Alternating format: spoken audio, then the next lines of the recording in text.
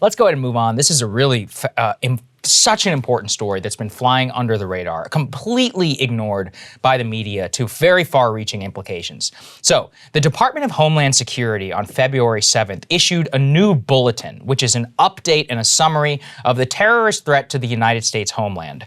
And inside is one of the most dystopian things I've ever seen, a full domestic war on terror. Let's put this up there on the screen. At the very top, the Department of Homeland Security says the United States remains in a heightened threat environment fueled by several factors. Quote, including an online environment filled with false or misleading narratives and conspiracy theories, introduced and or amplified. These threat actors seek to exacerbate social friction to sow discord and undermine public trust in government institutions to encourage unrest.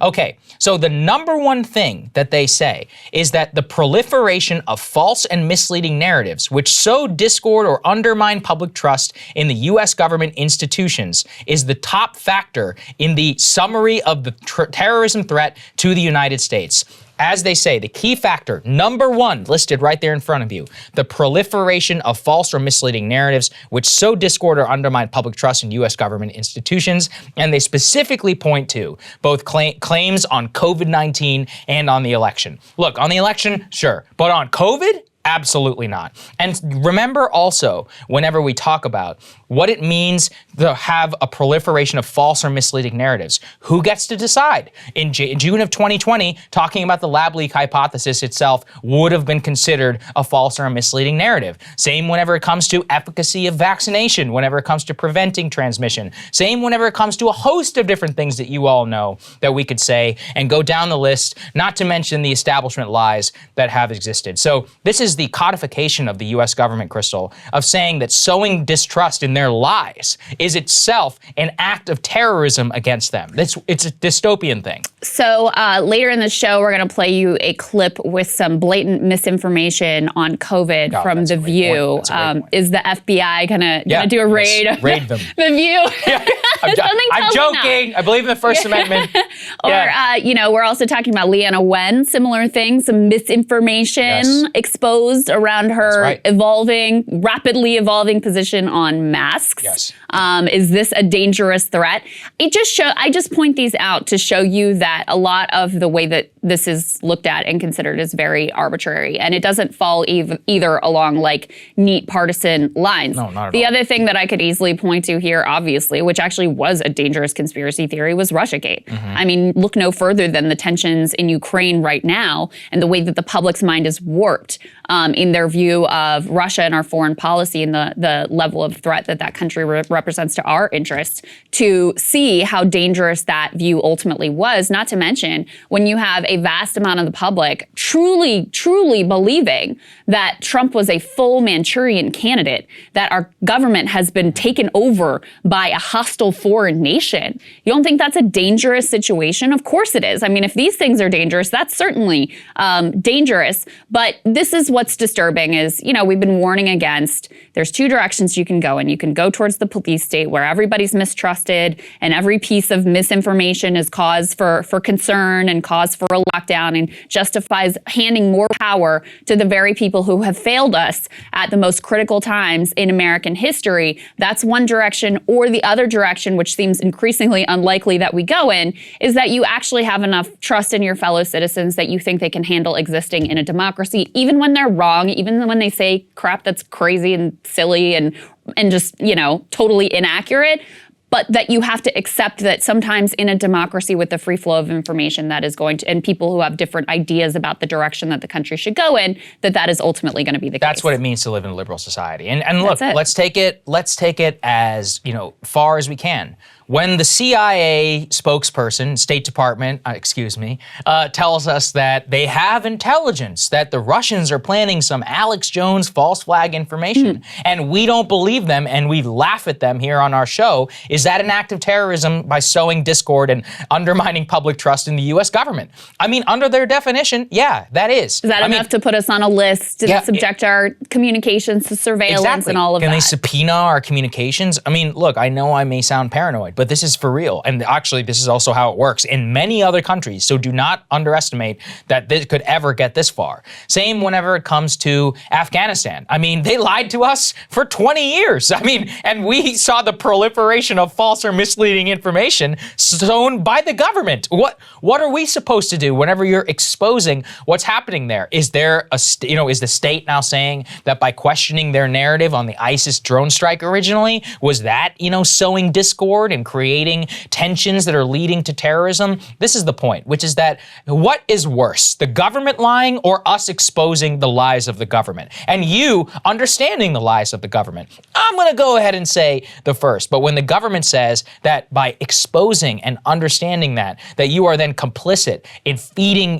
terrorism narratives, that is insane. They want to try and do this. The only good news I could say is that people are waking up. That's what happened on Afghanistan. That's what happened too with Ukraine. The vast majority of the public is, I don't believe you. I don't believe you for a second. Oh, you say the Russians are doing X, Y, and Z? Prove it. Release the video, release the pictures, release your intel. I'll assess it for myself. Until then, you have no credibility here whatsoever. And that's what they're responding to. But they're calling us terrorists, essentially, whenever in this memo. It's deeply disturbing, Krystal, and it leads to how many things have we shown you here? The DHS secret unit, which spies on journalists. The Capitol Police, which is spying on members of Congress and staff, and which we'll get to a specific allegation in a second. Sending, Gestapo agents to people who are like, I'm going to get in trouble for that one, but sending people. I was laughing at the Marjorie Taylor Greene thing. Gazpacho. I'm sorry, Marjorie, come on. Read a book, sweetheart. I don't know what to say. But like dispatching agents, in the Capitol Police, from the Capitol Police, local sheriffs, to a left-wing podcaster who likes a tweet, which is supposedly attacking AOC. These are real things that have happened. You and I lived through a full-blown occupation of the U.S. Capitol post January 6th. For months, we had fences and military personnel in the streets for literally no reason because of a QAnon thing that was planned in March or whatever. Hundreds of millions of dollars, not a single question as to whether that was a good use of taxpayer funds or the time of our brave National Guardsmen and women. Well, it also came months after there was deep justified concerns about militarizing the streets over the George Floyd protest. But then they didn't say a word. But there wasn't a peep out of a lot of, the same people who I would submit had very justifiable concerns about that potential direction of the Trump administration. But when it was in response to January 6th, there was no public debate about it. No, that's right. And on the Capitol Police front, this is where I always have to reiterate this. Remember, they are not subject to the Freedom of Information Act, so that we have no clue what they are doing unless Congress itself gets its act together and investigates them. And I'm very troubled by this. And look, I don't trust a lot of members of Congress. Many of them are willing to lie for nefarious purposes. So look, I'll give you all sides of the story. So let's put this up there on the screen. Congressman Troy Nehls said, an allegation on Twitter, that the Capitol Police Intelligence Division investigated his office illegally and that one of his staffers caught them in the act. So here's what he says. On November 20th, 2021, Capitol Police entered my office without my knowledge and photographed confidential legislative products protected by the speech and debate clause enshrined in the Constitution, Article 1, Section 6. 2 days later, on November 22nd, Thanksgiving week, 3 intelligence officers attempted to enter my office while the House was in recess. Upon discovering a member of my staff, agents dressed like construction workers began to question him as to the contents of a photograph taken illegally 2 days earlier. Capitol Police never informed myself or senior level staff of their investigation. And the reasons are clear. They had no authority to photograph my office, let alone investigate myself or members of my staff. So why is the Capitol Police leadership maliciously investigating me in an attempt to destroy me and my character? Maybe because I've been a vocal critic to Speaker Pelosi, the January 6th committee, and the Capitol Hill leadership. Now, to be clear, Capitol Police says that the congressman is completely full of it. So let's put this up there on the screen. The chief says that the congressman left his door open during the Thanksgiving holiday, quote, open and insecured, and that an officer conducted a security check of a door that was left open, and that's all that happened. Now, look, I don't trust either side of this. I don't trust either side of this. Hard to say. But he has a very specific allegation there in terms of taking photos, dressing in outfits, intelligence division. The dressing up like construction workers That's the part. Is pretty eyebrow raising. That's the part that gets me. Yeah. look, it could be totally made up. I have no idea. But, to have an allegation like this, and then the Capitol Police explanation actually doesn't make a lot of sense. They said that they entered his office because the door was open. Yeah, maybe.